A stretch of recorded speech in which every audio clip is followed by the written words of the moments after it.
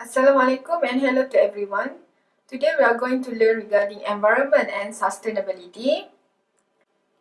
In this topic, we are going to learn regarding economic, environmental and societal considerations and also on the sustainability. So for many years, reducing the environmental impacts of products focused solely on production process, treatment of waste and in economic considerations, the objective is we want to minimize materials and production costs. So we need to consider the component design, the size, shape and configurations, the reliability of the design.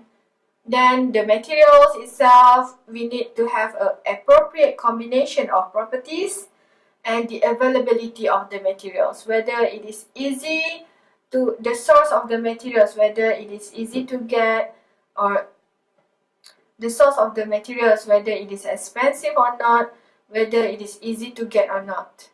Then we also need to consider the manufacturing techniques, okay, the equipment, labor, the machine downtime, the waste and so on. So these component design, materials and manufacturing techniques This component design, materials and manufacturing techniques is important when we want to minimize the cost. We want to minimize the usage of materials and also the production cost. In environmental and societal considerations, we need to consider the environmental effects. What is the effect of using the materials to the climate change or pollutions? And the material itself, if the materials that we choose, whether it can be recycled, reduced or reused, and how to dispose the materials, whether biodegradable or is the material is biodegradable or not. So these environmental effect and materials relate to the environmental and societal considerations. So when we choose the materials or when we want to produce a product, we need to consider these environmental effects. Overall, in cycle of materials, we need to consider all these factors: economic, environment and society. So starting from the material extraction, to manufacturing, production, transportation, utilization, reuse, and up to disposal and recycling. So we need to think and consider economic. We need to consider the effect of the materials too, economic, environmental, and societal considerations. Sustainability is the ability to be maintained at a certain rate or level. The sustainability of economic growth, for example, or the sustainability of the materials that we choose. So there are three spheres of sustainability. We consider the environmental, economic, and social. This is the element of design for sustainability.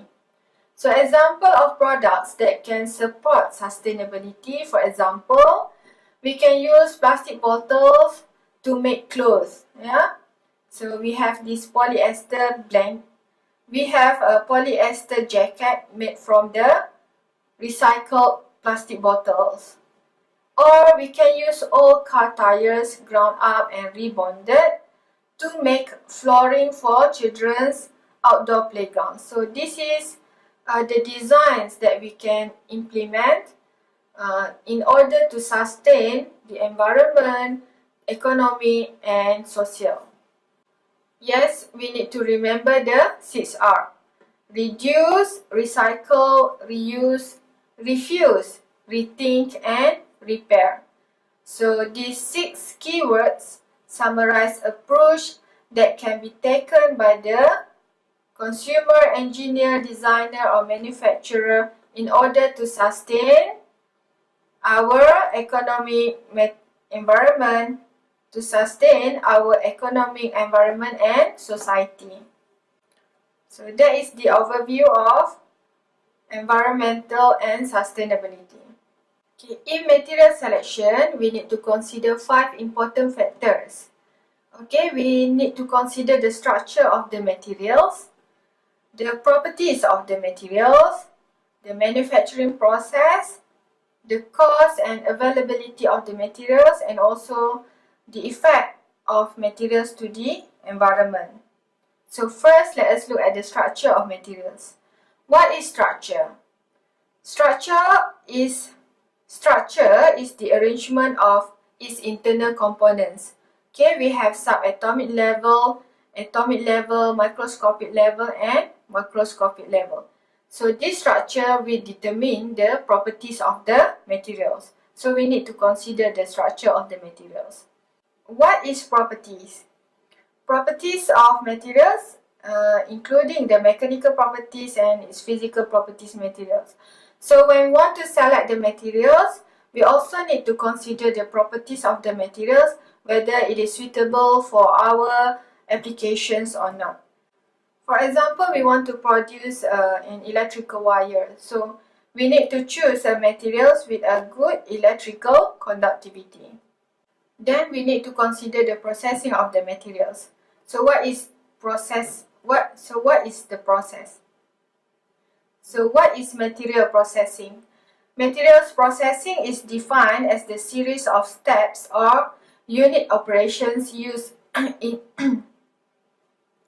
Materials processing is defined as the series of steps or unit operations used in the manufacture of raw materials into finished goods.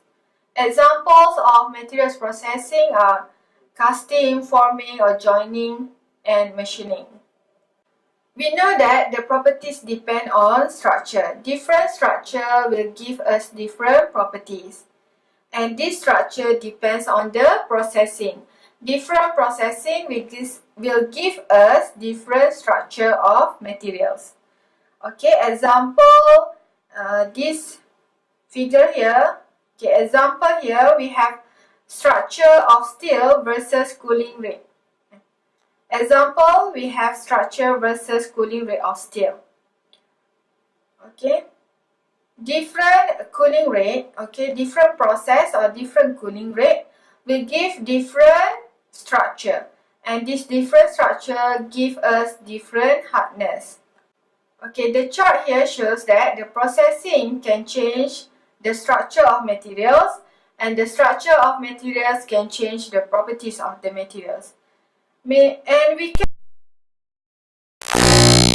by actually change the processing, meaning that we can change the heat treatment process, or by adding other substances. To simplify, we can see here, okay, the processing can change the structure of materials, and the structure of materials can change the properties of the materials. Change of properties can be done by using the heat treatment process or by adding other substances that we can make alloy or composite materials.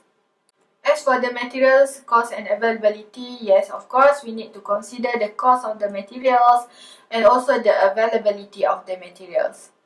We should choose a materials that has we should choose a materials that have multiple source and long service life.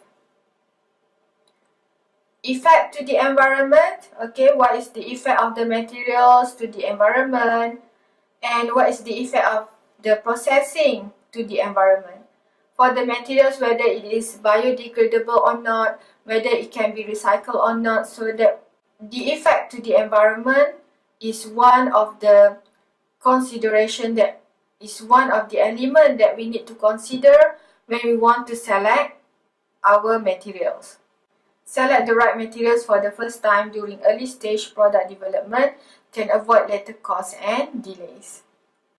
Overall, it is very important to consider these 5 factors in order for us to select the right materials. Okay, I stop here for now. See you later. Thank you.